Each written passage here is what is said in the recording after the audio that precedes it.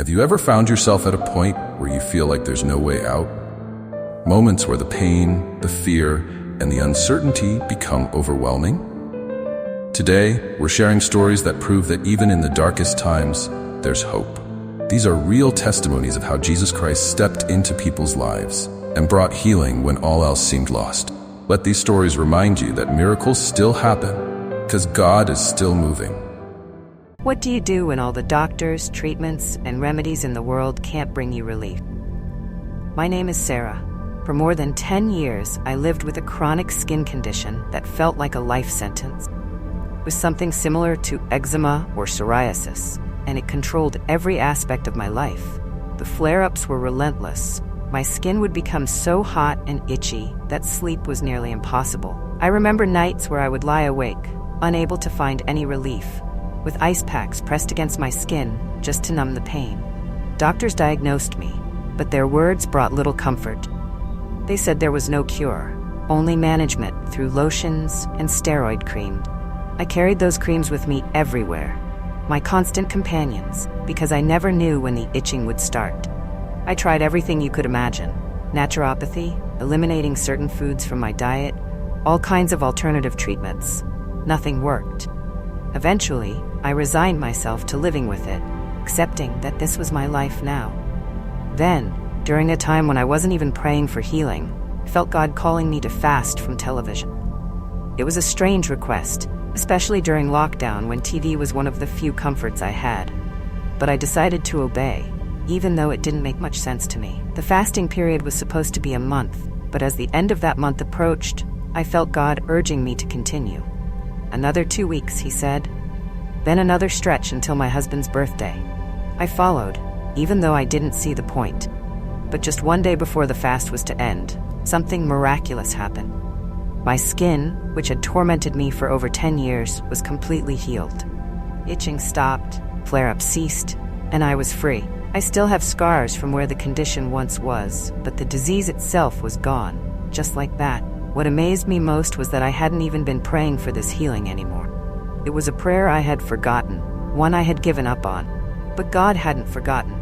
He remembered, and He chose that moment to heal me, right after I had obeyed His call to fast. I learned that sometimes obedience comes before understanding, and God's rewards often follow our steps of faith. A lump vanished.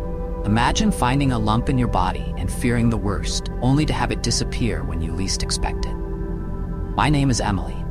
One night, I discovered a lump in my right breast. It felt like a rock under my skin, and fear gripped me instantly. The next day, I went to the doctor, who confirmed my fears. They found a lump the size of a golf ball. The doctor said it looked suspicious and scheduled me for a procedure to drain it, but I had to wait a month. During that month, anxiety tried to consume me. One day, while I was waiting in the hospital, a woman across from me in the waiting room leaned over and said something that shook me to my core. She told me I was going to have lumps like this forever, because she had been struggling with them too. I felt a chill run down my spine, but I immediately rebuked that thought in my spirit. I knew that wasn't the truth. The devil is a liar, and I wouldn't accept that fate. When I got home, I placed my hand over the lump and prayed.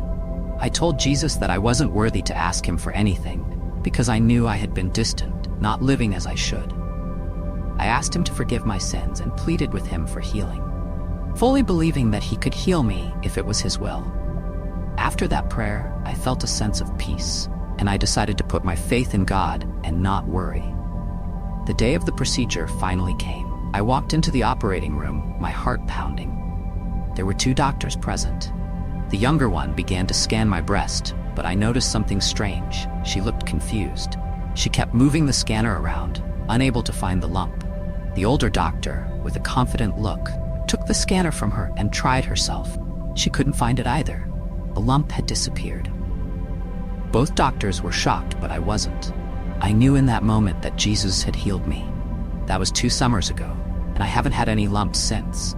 God is so merciful, and He reminded me that even when we feel unworthy, His love and grace are always there. Story 3. Protection in a car crash. Have you ever walked away from a situation that should have ended your life? That's what happened to me. Hi, I'm Mike. It was an ordinary day, or so I thought, until everything changed in an instant. I was driving with my dog in the passenger seat when, out of nowhere, a large SUV crashed into my car. The impact was so severe that my vehicle was crushed like a can. I remember the shock, the sound of metal crunching, and then silence. When the police arrived, they helped me squeeze out of the passenger side from my driver's seat. At that moment, I didn't fully grasp the gravity of the situation. It wasn't until the tow truck driver pulled me aside and said, "I've seen many accidents like this, and most people don't make it out alive. Yet here you are, standing without a single scratch," that I realized something extraordinary had happened. I walked away from that crash with nothing but a minor seatbelt rash, and my dog had just a tiny scratch on his nose. It was nothing short of a miracle. But the story doesn't end there. My family has always been strong in faith. My grandmother, grandfather, mother, and especially my aunts have always been deep in prayer. I believe those constant prayers saved me that day. Even the police officer who witnessed the crash said it was a miracle that I survived. But the miracles didn't stop with the crash. Later on, I discovered I had 2 large blockages that should have been causing me extreme pain. The doctors were baffled when those blockages began to shrink on their own. They told me it was impossible for them to shrink without surgery, yet they did. I know that it was the power of prayer that saved me and healed me. God wasn't finished with me yet. He has a purpose for my life that I'm still here to fulfill. Story 4, From Addiction to Purpose. How do you explain an instant transformation from a life of addiction and despair to one of peace and purpose? My name is Jennifer. For years I was lost. My life was a cycle of addiction, pain, and confusion. I searched for peace in all the wrong places, and every time I thought I had found it, it slipped away. I was trapped, sinking deeper into darkness, and I didn't know how to get out. Then one night, alone in my bed, something incredible happened. I was lying there, overwhelmed by the weight of my sins and my struggles, when I started praying. Really praying, in a way I never had before. I cried out to Jesus, asking him to save me, to take away the pain and the addiction that had consumed my life. As I prayed, something powerful happened. I felt the fire of the Holy Spirit fill my heart, and my entire body began to shake. It was as if every part of me was being touched by God's presence. In that instant, everything changed. The addiction that had held me captive for so long was broken. Confusion, the pain, the anxiety, they were all gone. I was left with a sense of peace that I had never known before. My mind, which had been in turmoil for years, was suddenly calm. For the first time in a long time, I felt like my life had a purpose. I realized that Jesus hadn't changed. His word is still true, and he is as real today as he was 2,000 years ago. That night, I met the living God, and my life has never been the same. Now I understand the trials I faced were not without purpose. They led me to this moment where I could finally find true peace and belonging in Jesus Christ. My message to you is simple. No matter how lost you feel, no matter how deep the darkness, Jesus is there, ready to pull you out and give your life new meaning. Story 5, Healing from Mental Illness. What if the years you spent battling mental illness were suddenly transformed in a single night? My name is David. For most of my life, I struggled with severe mental illness. I was diagnosed with bipolar schizoaffective disorder, and the battle was relentless. I've lost count of how many suicide attempts I made, some of them so severe that I ended up in the hospital for weeks. In 2015, I overdosed on medications, knowing it would lead to a life-threatening seizure. I was in a coma for 7 days. Following year, I stabbed myself multiple times and required surgery to survive. In September of 2016, I did something even more drastic. I jumped off a bridge over a highway. I broke most of my ribs, collapsed both of my lungs, broke my arm, and shattered my pelvis. Doctors didn't expect me to make a full recovery, but I walked out of the hospital 6 weeks later, fully healed. Despite all the medications and therapy, I still felt lost. But last Easter, something happened that changed everything. I experienced a spiritual rebirth. The Holy Spirit came into my life, and the transformation was miraculous. I went from being heavily medicated to taking almost no psychiatric drugs. My psychiatrist was stunned.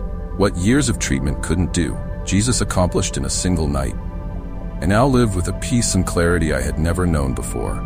Jesus healed me, both physically and spiritually, and I can't deny the power of his love. If you're struggling with mental illness, I urge you to pray and seek God's guidance. He knows your heart better than anyone, and he can bring healing in ways you never thought possible. How do you hold on to hope when the doctors tell you your child may never speak? My name is Mary, and I'm a mother who has witnessed the power of prayer firsthand. My daughter was diagnosed with autism, and for years, we lived through daily meltdowns. She would scream and cry, sometimes for minutes, sometimes for hours. We tried everything: special diets, speech therapy, occupational therapy. But aside from a few animal noises and the word hi, it was completely nonverbal. Doctors couldn't tell us if she would ever talk, and it broke my heart to see her struggle so much. We did our best to comfort her, figure out what triggered the meltdowns, but it often seemed hopeless. The hardest part was seeing how much she struggled to connect with people outside of our household. It was a lonely, isolating experience for all of us. But through it all, I never stopped praying.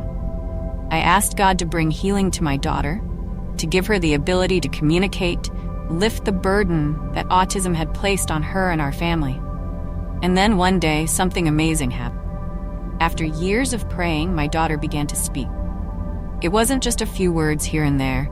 She started talking, and then she started singing. The little girl who had been so withdrawn was suddenly outgoing, engaging with people around her, and thriving in a typical classroom. Her neurologist was so surprised by her progress that he wanted her reevaluated. It was nothing short of a miracle.